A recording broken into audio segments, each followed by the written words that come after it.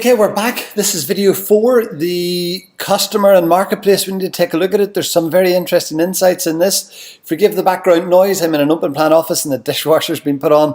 It's not my stomach rumbling, but as this is the draft, I'm going to progress, and like all good presenters, I'll struggle on through the background distractions. To more serious matters. This is what we take a look at. It's this card that you see popping up here, which is around understand yourself, understand your customer, which is this bit, in context in the marketplace under resources. So we're taking a look at the second bit. We've looked at know yourself in the last video. We're now looking at the customer. You'll see that there's 3 sections here. One is volume, second is task, and intent. The volume is how many people are looking roughly for the services and products that we offer. And then we can tell from our own analytics how many people are actually finding us. In other words, are we winning the market share of the activity? Are people coming to us, or are we one of many of which they're going to? Now, the implications of this are quite profound. If we discover that the market volume is vast and we're getting a small amount, well then we are maybe not the big players we thought we were, and also there's an ability to grab more market share. But how?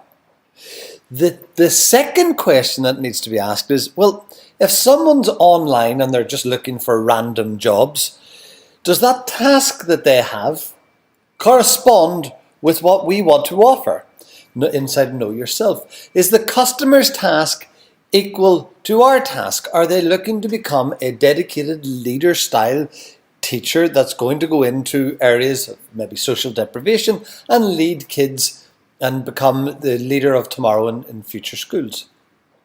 And if the task doesn't match, well then it doesn't matter if the volume is good or not. And lastly, the third one is intent. We figured out the volume, which we're about to take a look at. We know that their task matches ours. But would they use us? Why not one of the other competitors? Is there intent to use our services? And what we're looking for here is a rich vein of untapped customers, potential candidates, that tasks match ours and have an intention to become our placement candidate. That's the ideal scenario.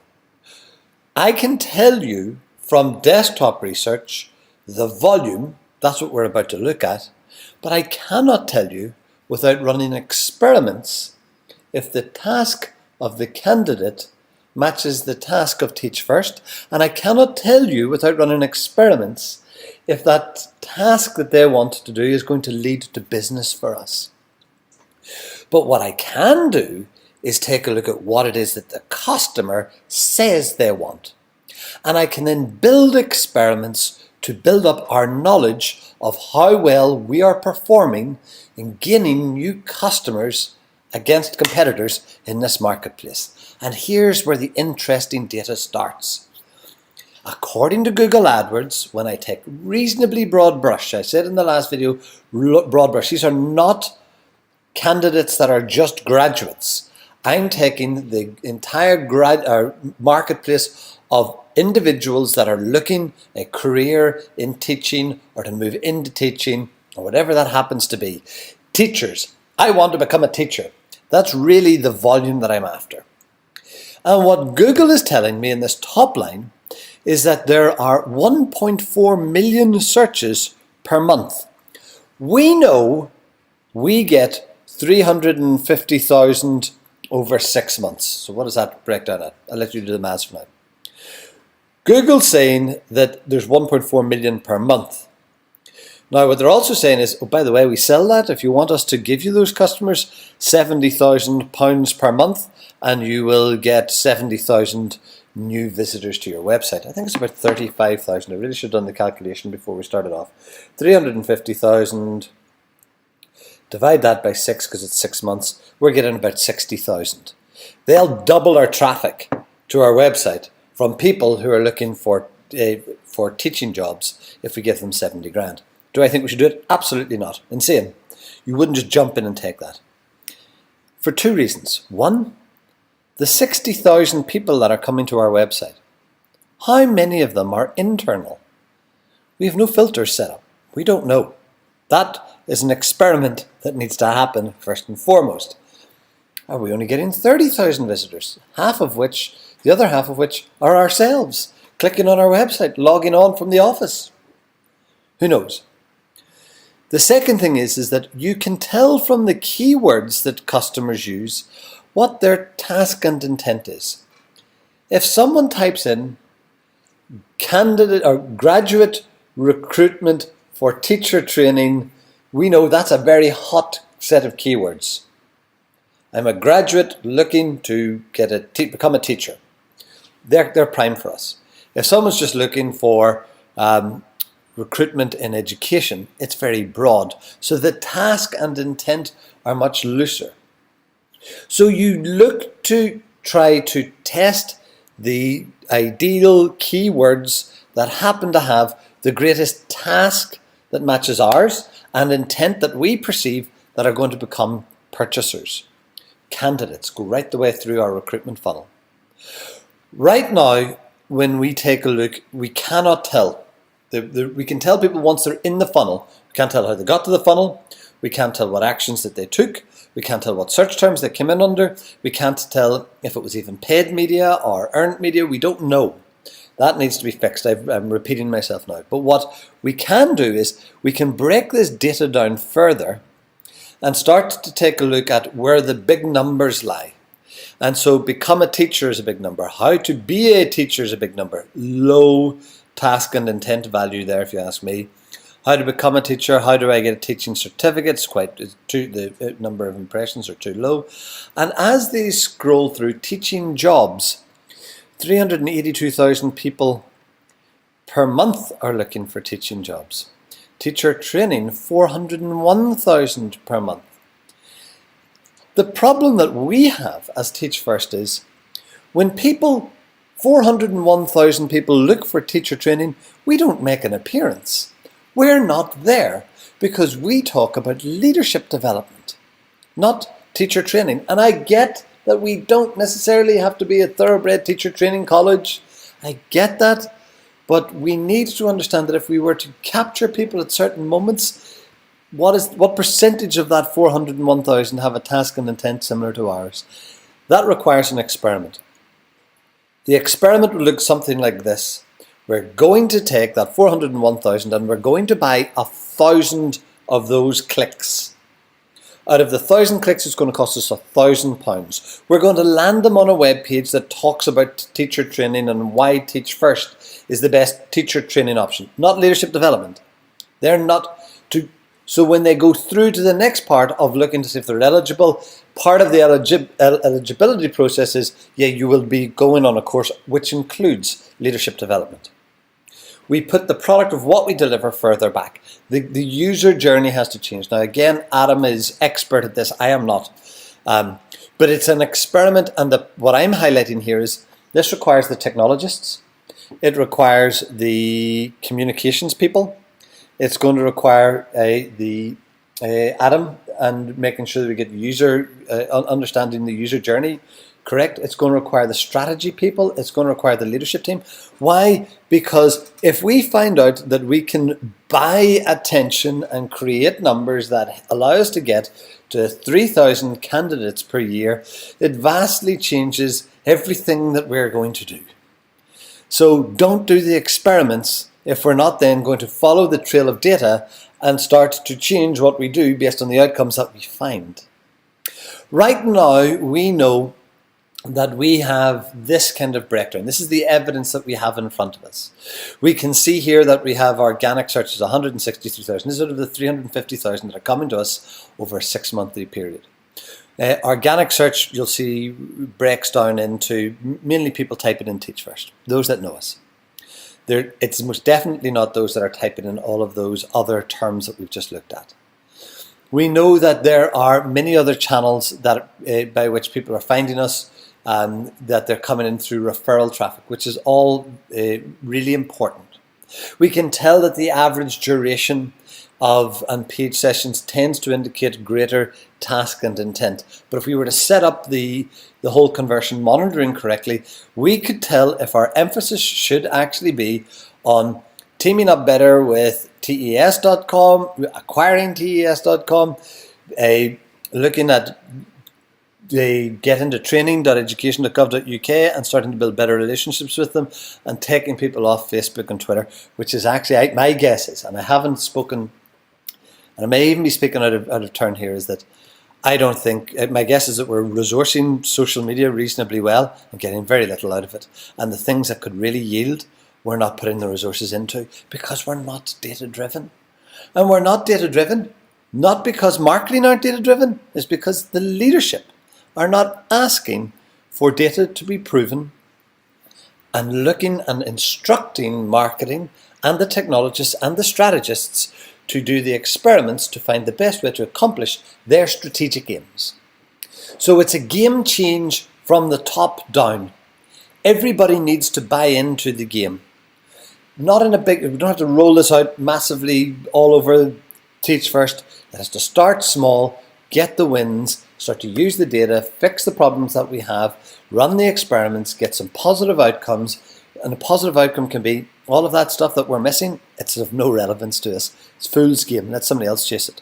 Or it's our game. We need to chase it in some shape, manner or form. We need to know if, for example, LinkedIn is producing people who have a 19% click-through rate, who are viewing 3 pages but only staying 1 minute 36. Is it worth it? Is it worth it? We can't tell that until they get to the end after a period of time. The experiments just need to be done. And this customer volume, task and intent stuff needs to happen where we set up the funnels. Everybody understands what needs to happen and we get to work. Again, this is not a marketing issue. This is a technology issue, a strategy issue, a user experience issue. It is a leadership issue. It is a recruitment issue.